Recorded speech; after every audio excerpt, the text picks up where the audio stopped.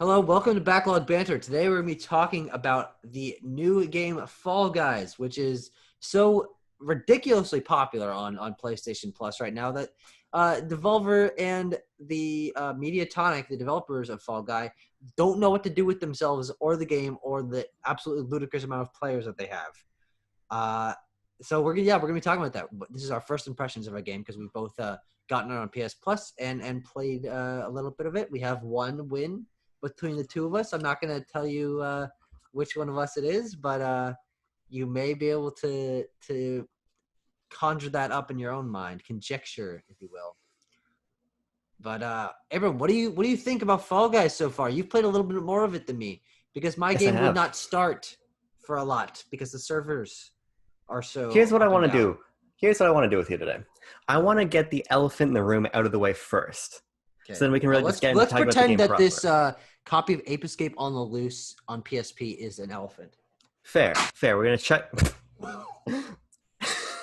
We're just gonna fucking. We're just gonna eviscerate your copy of Ape Escape from the I world. don't know if it's That's no broken or longer real. not. You just fucking phase it to another dimension with that throw. Here's the point, though. The elephant in the room with Fall Guys is that it's launch day, and the game kind of doesn't work. Yeah. We've had connection issues. We've been unable to squad up with each other. We found that the store has kind of fucked up. Basically, they weren't ready. The developer wasn't ready, not to launch the game, because I think the actual game is pretty good, but they weren't ready for, like Tucker was saying, the fucking groundswell of people that were going to jump into this, not only on Steam, but I think in larger quantity, PS Plus, considering it's free with your membership Yep. right now. I got So, PS Plus to play this game. I have not had PS Plus since I got my PlayStation, and I didn't use it when I had it. So, good job, yeah. Fall Guys. You got me to purchase Sony's money grubbing scheme. So yes, it's technically kind of a disaster right now, and of course it's going to be ironed out in the coming days. But just keep that in mind right now. When we talk about our impressions, Tucker has limited impressions because he fucking couldn't get into a match. I got into a lot of matches, had a lot of disconnects. We couldn't squad up, like I said. So just keep that in mind. But removing that piece from the equation, for me, Fall Guys is just another example of Devolver Digital just knowing what projects to pick up. Because Fall Guys is such a fun and original multiplayer game. It is one of my favorite online multiplayer games that I've played in quite some time. Because it's just so chaotic and bizarre. It doesn't take itself too seriously. It's just a really fun and I think pretty polished little title that is great for hopping into for shorter bursts. Honestly, it's addictive and replayable in a way that makes me want to play it for a longer period of time. So I think it's scalable in that way, even though it's definitely more of a tighter experience, a bite size. Hop in for a couple matches between Ghost of Tsushima, which I'm allegedly supposed to be completing for another Backlog Banter project. But I'm really digging it. I'm really, really, really digging it. I did manage to get into a couple of games. And then I let my brother take over for a while, and he played a bunch of games. And then as soon as he handed the controller back to me, the game refused to load into any matches. So I only have probably about a third of the playtime that you ended up getting. But what I did play, I had a good time with. I definitely played enough to get my own thoughts. I was at least able to see almost all of the round types, I think.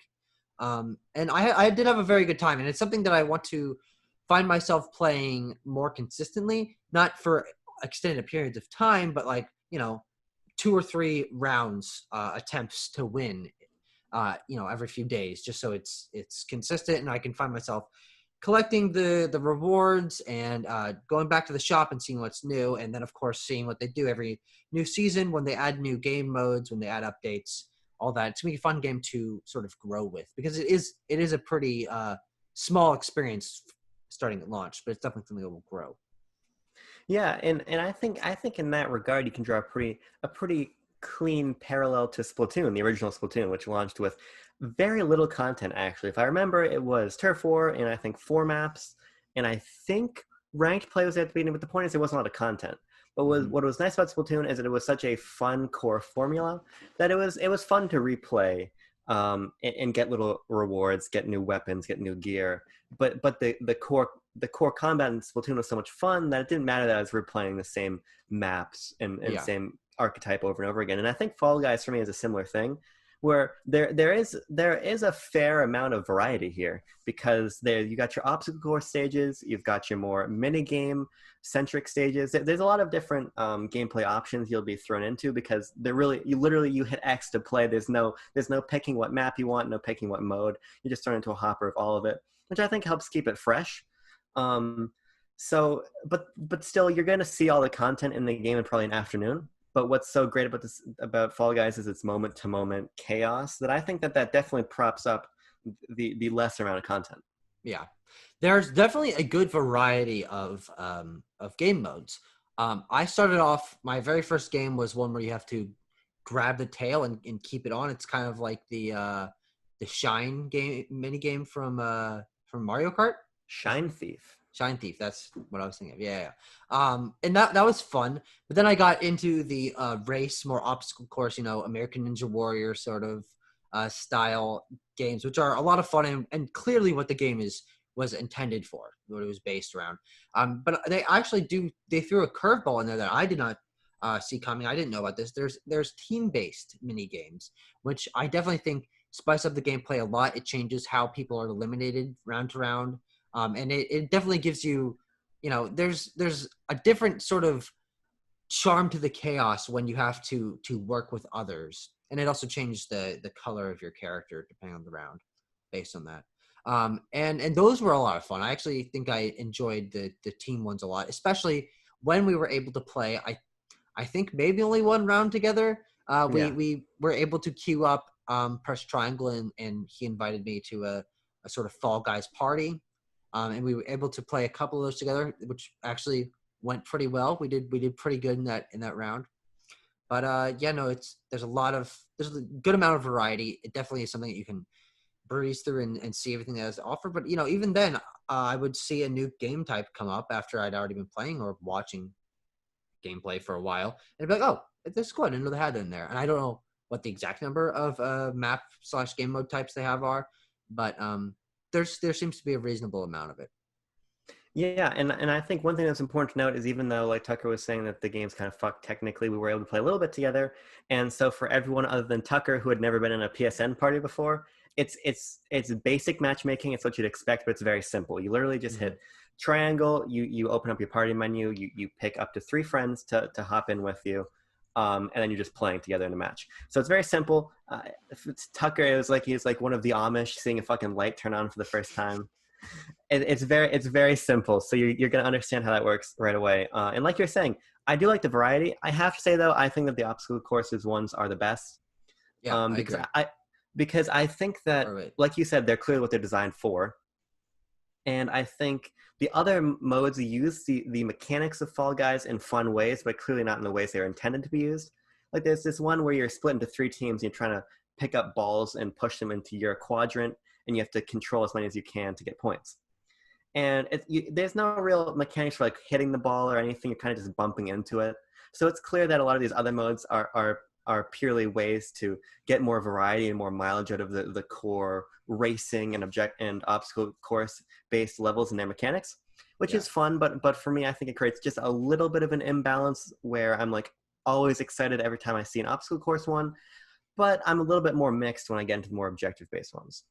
Yeah, I think this could pretty easily be rectified through post-launch content, which I believe that at least every season they're going to be adding probably a healthy chunk of new game modes, because there's a lot they can do with this, whether that just be new maps of similar game modes or entirely new concepts to base each round around. I think that the one thing that does keep it a little one step above just the racing mechanics is that there is a grab move that you can do, which doesn't do much in the racing games. But when you are playing the egg scramble game mode or the tail one, where you do have to grab other things, that is a mechanic that works well. But when it is, like you were saying, the ones where you have to push the balls and those sort of mini games, there definitely, it seems like there's something missing, and I think they could easily add what we were just talking about, which is sort of a simple slap or hit move, like the Mario 64 kick, or like a Rayman slap, just something easy to mess with other people, add to the chaos, and also add to the interaction that you have with the environment around you. I think that could definitely sort of spice it up. I think that'd be really cool. And I also think it's important to remember that these runs are pretty short.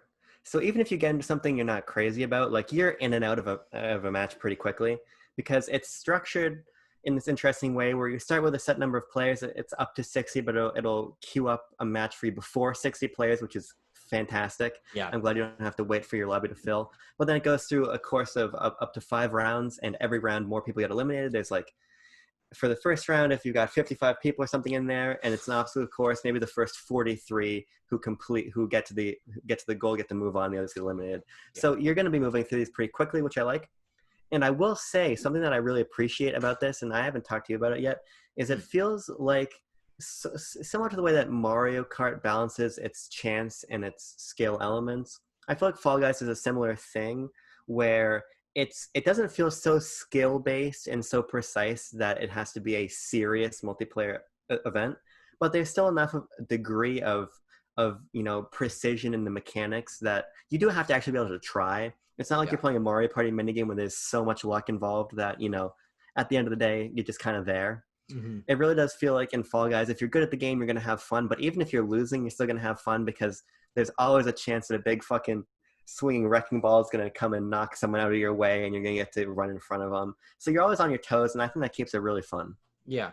I do think that there's a good balance between the more skill-based ones where you have to know the timing of spinning things or blocks pushing out or all sorts of things. But then even those levels have elements of chance in it or things that sort of trip you up, like there's slime that's kind of hard to do, or you're being chased by something, or the level is gonna go all crazy at some point, and I think that's really fun. There's definitely other ones that are more luck based. There's one called DoorDash that we've been talking about that is essentially there's like 8 increasingly smaller amount of doors that only a couple of them open, and the other ones you just bump into, and that is completely random. There's no way to tell when you bump into it if it's going to open or not. The strategy we have found is to just sort of hang back and let all the other morons sort of bump into it and then just follow them. But that does seem like a little bit of a design oversight. I mean, I know they're just trying to go for a couple that are completely luck-based and to, add to the chaos. But when you're able to cheese it so easily, I think that could be rectified a little bit somehow. Yeah, I mean, I definitely feel that there's some like that are a little bit less balanced. Like I forget the name of it now, but there's a seesaw one, which is just absolute madness because, believe it or not, 60 people trying to funnel themselves to a goal don't know how to accurately use seesaws. So you find yourself often being like, well, I'm trying to be strategic and trying to play, but all these motherfuckers are literally just standing still on one side so they fall off a seesaw. So there's a little bit of that, but at the same time, I almost think that adds to Fall Guys, especially like I said, because A, it's quick to move through the rounds, and B, win or lose, you still make progress, you still get a good amount of XP, you still get some currency that you can use to unlock some cosmetic stuff. So even when I was losing, I was still having fun. Yeah. Of course, I had way more fun when I won. Off of the tail game we were talking about earlier. Tucker was like trying to talk to me. I'm like, you gotta give me a minute here. I'm in the zone, and I was in the zone, and I won. So I have the trophy for winning, and I'm absolutely gonna be posting a screenshot to Twitter of my fucking victory very soon. That whole spiel you went on about losing and rewards and all that, and that cycle brings us nicely to the store and the cosmetics and their reward system that they have. There's 2 kinds of currency. One is called kudos, which is sort of just an everyday, you get a bunch of points when you win, or when you lose, you get a lot more when you win, sort of thing. And there's crowns, which is the sort of premium currency that you can. I think you might be able to buy just kudos or both or something. There is a store where you can buy points to spend on items you want. The store is relatively limited in terms of how much content is on there. It does refresh, I think, every 2.5 days or something like that. Maybe every 3 days. I think your brother said 18 hours. It refreshes one item in the store. 2 days and 18 hours. Oh, see, I'm not so crazy about that. Yeah, so it's a reasonable chunk of time. But aside from that, I mean, I looked up a YouTube video that showed all the costumes in the game, which was fun for me. I kind of wish I hadn't done it so I could see some of this pop up. But Fall Guys spoilers here. There are costumes in the game for other Devolver Digital games, including Gato Roboto, Grease, The Messenger. I think I mentioned one other one. What? There was some. They have content for the Enter the other games. Gungeon, you said. Yes, there's I a Gungeon think. one. Yeah. And Devolver always does great at that. But something else that they included was there's a couple Half-Life ones. Gordon Freeman with and without a head crab on his head. There is a Chell from Portal skin with a portal gun in her hand. There's a Peabody from Portal 1. Strange that they don't have Atlas, but whatever. Is there a Sherman? I don't quite think so. But it's cool to see this crossover content, and I would not be surprised at all if that's something they continue to expand on as the game becomes more popular and probably PlayStation exclusive content that gives you a Spider-Man mask, or well, maybe not that one, but Kratos or Nathan Drake something. I would not be surprised if that came around, and that's fun to see. Also, the another cool thing is how I assume, like Fortnite, I haven't played enough Fortnite, but you have if you win a certain amount of matches, you get X item deal. But for this, there is 40 tiers of items that you can get, and it's for every round you play, you unlock the next one. So it definitely is a sort of a really nice drive for you to be like, okay, I'll just play one more match. I want this skin. I want this emote. Oh, I can get 1 crown or 1,500 kudos or whatever if I just play one more match. So it's a nice incentive to just the one more match idea is definitely something this game has going for it and can keep you playing for a long time if you really want to. Yeah, I mean, I just think that the team at, what'd you say? It's not Platonic. Mediatonic. Mediatonic. It's a Platonic and media molecule love child, if you will. Speaking of that, we gotta record about dreams sometime. We're gonna fucking talk about dreams on this channel. Or My Name Isn't Shirley. Or is that how the expression goes? The point is, we're talking about dreams at some point. Or My Name Isn't Abram. I think that's how it goes. Never mind. The point is, oh my god, we're sidetracked. Hold on, let me clean the lenses and try again. The point I was trying to drive at was that Mediatonic did a really nice job putting together a solid foundation, I think, here. Yeah. And I'll be curious to see how it expands, but for my first couple hours of the game, I had a really nice time just hopping in and seeing what it has to offer. And it's definitely going to be a game that I pop into, throw on for an hour before I go to bed or something maybe, and just keep unlocking stuff because I want that goddamn pigeon suit. And I want to just keep getting more wins to just put, Tucker further and further into the dust, It's probably going to happen. It's probably going to happen, because I'm just too good at Fall Guys. That's the bottom line. It's true. But I think in the end, I mean, I don't know how much more you have to say, but I think in the end, for me, this is just a really polished and fun multiplayer game. We were talking a little bit, I would have been a little bit disappointed if I had paid for it instead of getting it through PS Plus, because it does feel a little bit strange that there's no offline mode, even no split screen, something like that, local play, something like that. I think would have been really nice to add to the package. Yeah. But as a PS Plus game, I'm really, really digging this, and I think honestly, this is one of my favorite multiplayer games I've played in quite some time, just because of how fun it is and how goofy and wacky and chaotic it can be.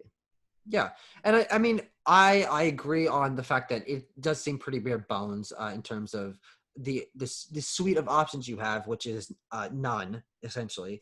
You have the game, and that's it. But I mean, it is what the game is what they advertised, right? Yeah. They're gonna expand on it eventually. Giving more player options would be nice, but I mean, you knew what you were getting into when you saw this game. And honestly, I think it's a solid enough package and solid enough foundation that I personally would not have minded spending $20 on it. I remember seeing the first trailer for it, whatever it was, the last year E3 or something like that at Devolver, or whoever it was, and I was excited to try it. And it's a game I want to play for longer because my opening experience with it and all the technical issues that I was sort of force-fed unnaturally did not help my experience, but I do know that I will have a good time with it once I'm able to get into it a little more.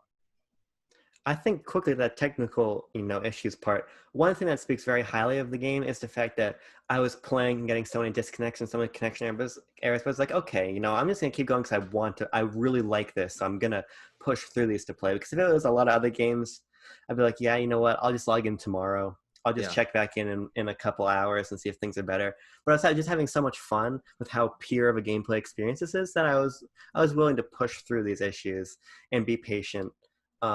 By the way, if you're review bombing this game on Steam, The fuck is wrong with you?